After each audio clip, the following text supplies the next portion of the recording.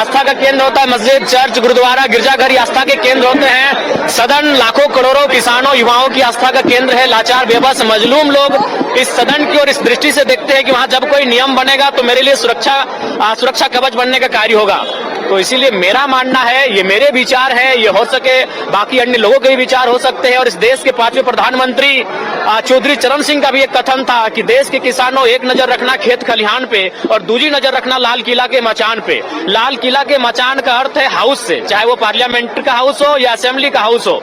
और हम जब भी, चूंकि हम किसान पुत्र हैं, जब भी हम लोग खेतों में प्रवेश करते हैं, जब भी अपने खलिहान में प्रवेश करते हैं तो हम अपने जूते चप्पल को बाहर रख के वहां खेती का कार्य करते हैं। तो हमारी आस्था, जो आस्था खेतों के प्रति है, वही आस्था इस सदन के प्रति होगी। चूंकि सदन भी कहीं ना कहीं हमारे लिए इसीलिए बनाया गया है ताकि यहाँ हक हुकूक अधिकार की बात हो सके।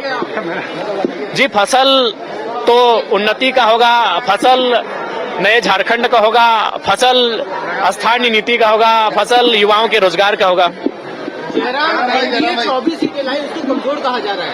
अकेले जयराम कैसे सामना करेंगे 56 विधायकों का? देखिए, मेरा मानना है कि एक रहें चाहे 100 रहें, आपकी संख्या मायने नहीं रखती है, आपके विचार मायने रखते हैं।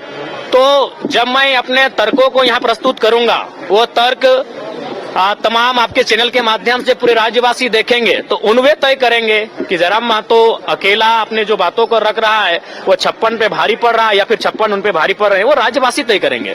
आपके अलावा 80 विधायकों में बेहतर कौन लगता है आपको? देखिए, अभी ये मेरा पहला दिन है। जब मैं उनके साथ बैठूंगा, मिलूंगा, उनके व्यवहार का आकलन करूंगा, उसके बाद इस निष्कर्ष पे मैं पहुंचकर बात करूंगा। देखिए, विशेष एक्सपीरियंस नहीं रहा, विशेष क्या रहेगा, हम लोग तो मान के चलिए एक आदत सी हो गई है जनता के लिए लड़ना, संघर्ष करना। हाँ, ये चीज रहा कि यही विधानसभा है और यही दीदी है जो 1 साल पहले 23 मार्च 2023 का वो दिन था, एडीएम साहब भी पीछे ही हैं और जोरदार लाठियों से प्रहार किए थे, रबड़ गोली दागा गया था, आंसू गैस दागा गया था, हमारे टी शर्ट कुर्ते को फाड़ दिया गया था। आज एडीएम साहब सलामी दे रहे हैं। ये लोकतंत्र की सुंदर तस्वीर है। चलिए, एक मिनट, अब जयराम सिर्फ सलामी पाने का जी, सीजीएल का मुद्दा बिल्कुल मजबूती के साथ, चूंकि आज शपथ का दिन था। देखिए, हमारे साथ जयराम महतो है। जयराम, एक सीट का जयराम कैसे लड़ेगा? लड़ने के लिए जज्बा होना चाहिए, सीट मायने नहीं होना चाहिए लड़ने का। उसके लिए आपके अंदर निष्ठा होना चाहिए, आपको भयभीत नहीं होना चाहिए। आप एक सीट से चुनाव लड़ लेंगे। हम तो बिना सीट के लड़ रहे थे, हम तो सड़क में लड़ रहे थे, हम तो सदन के बाहर भी लड़ रहे थे, तो एक सीट से ही हम लड़ लेंगे। मुद्दों की आवाज जो आप बार बार कहते रहे, सिद्धांत पर लड़ते हैं, क्या सिद्धांत पर चलने के लिए सत्ता जरूरी नहीं? बिल्कुल जरूरी है। मैंने अपने इंटरव्यू में भी कहा था कि सिद्धांत और सत्ता दोनों विपरीत दिशा में है, लेकिन कभी कभी सत्ता को हासिल करने के लिए आपको सिद्धांतों का त्याग इसलिए करना पड़ता है कि आपकी जनता आपको सत्ता में काबिज होते हुए देखना चाहती है, क्योंकि जनता की समस्या का समाधान सिद्धांत से नहीं, सत्ता से होगा।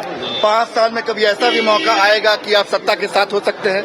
देखिए, ये तो सरकार की कार्यशैली पे निर्भर करता है और हमारी जनता जो 12 लाख जनता और उसके बाद